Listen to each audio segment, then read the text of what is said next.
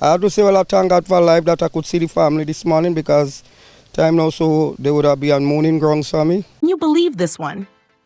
Straight out of sweet, sweet Grenada. Imagine waking up on a Monday morning, minding your business, and boom!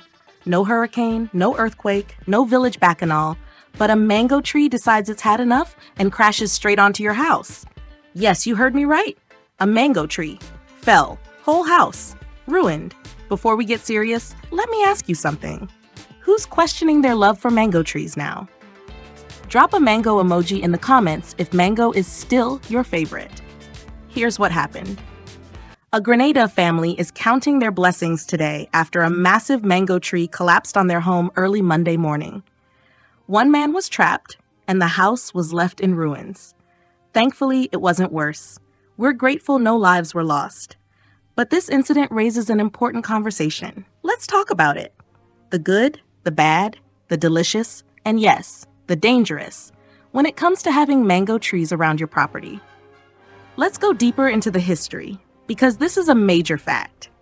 Mangoes, like many of the crops we now consider Caribbean, are not originally from the Caribbean.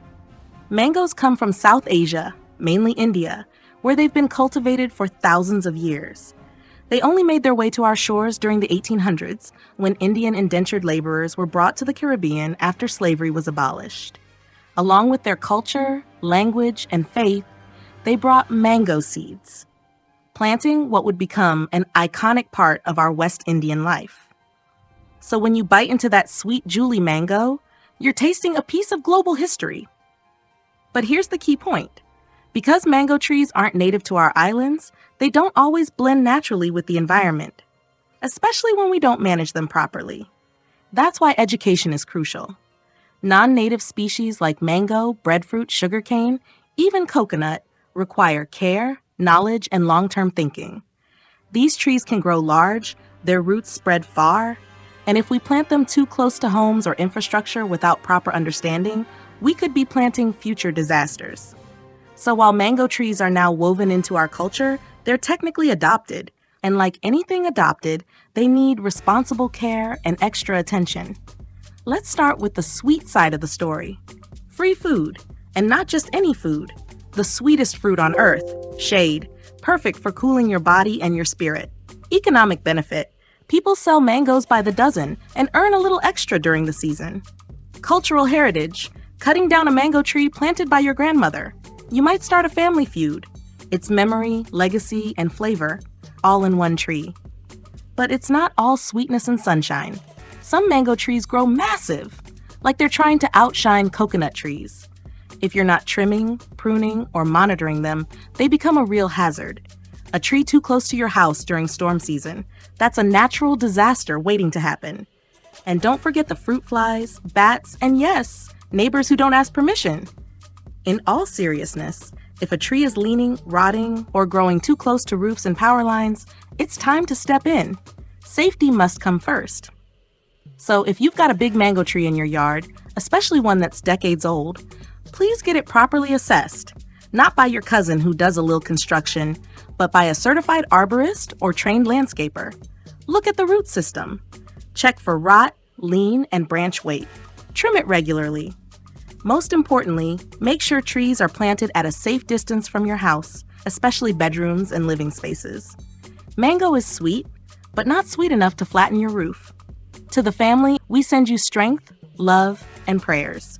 You've been through something traumatic, and we thank God you're still here. And to everyone else, let this be your wake-up call. That mango tree might be feeding you today, but without the proper care, it could be crashing through your ceiling tomorrow. Stay safe, stay sweet, and if you love Caribbean content or stories from home that mix vibes with wisdom, like the video, drop a comment, and hit that subscribe button. We're here to bring truth, laughter, and education all in one. Big up, and please, mind where you plant them trees, eh? What was meant to be the start of a fresh work week for Ronnie Mahan turned into a terrifying fight for survival in the early hours of Monday morning. Shortly after 1 a.m., a massive mango tree in the backyard of Ronnie's home in Munlong, St. Andrew, came crashing down onto the wooden structure he shares with his brother, completely destroying it and pinning Ronnie inside his bedroom. Ronnie shared details about the experience with the GBN News team. In the heat of the sleep, I just hear this scuffle when I do things I catch myself.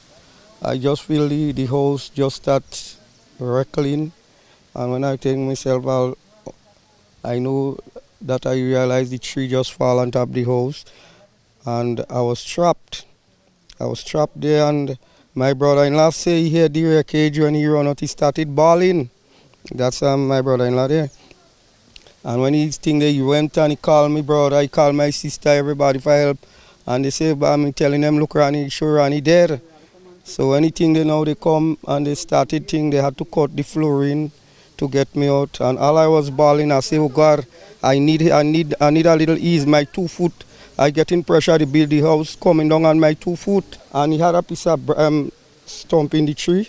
That it was just over me like that. So if he didn't have that thing to stick in the ground and it come down, I would have been a dead man. The house was resting, some part of it was resting on the 2 back foot here. As you can see, I get a little wound in my head, little thing in my head. I got a little thing to the side by my bottom here, and I got a little jock to the back of the neck.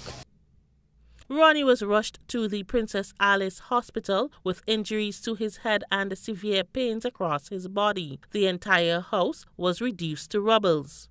Thompson Mahan, Ronnie's brother, said he and his 14-year-old nephew were also asleep in the house when the incident occurred. They are still traumatized by the frightening experience. I lie down sleeping, my little nephew.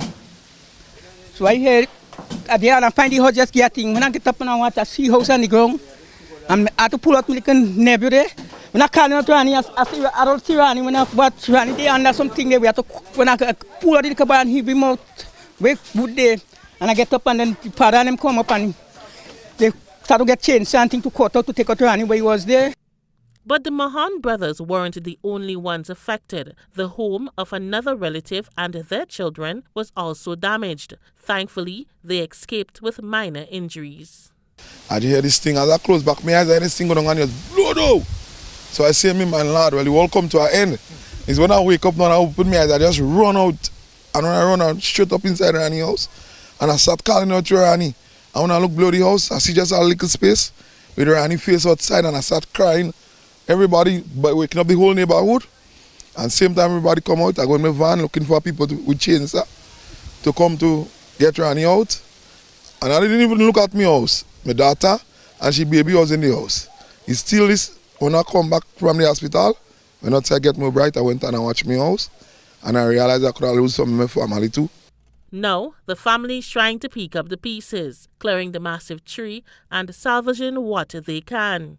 They told GBN that members of the Royal Grenada Police Force and the Grenada Housing Authority have since visited and promised to assist in rebuilding what was lost. For Ronnie Mahan and his family, it's a miracle they're still here. And while the road to recovery may be long, they're holding on to faith, family, and the hope that help is on the way.